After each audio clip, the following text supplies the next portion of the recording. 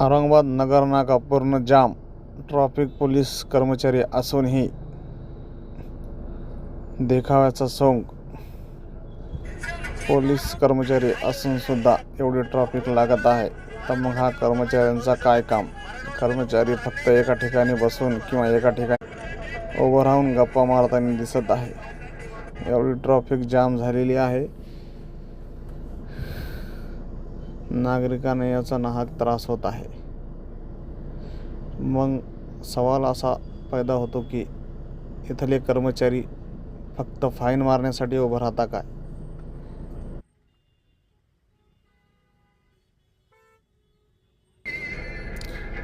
कृपया करून इथल्या IGO साहेबांनी यांच्यावर लक्ष देण्याची गरज आहे. कारण की अनेक ठिकाणी पोलीस कर्मचारी असतात तर खरे, मग ते नुसते पुतळ्यासारखे उभे असतात. तर कारवाई केली तर फक्त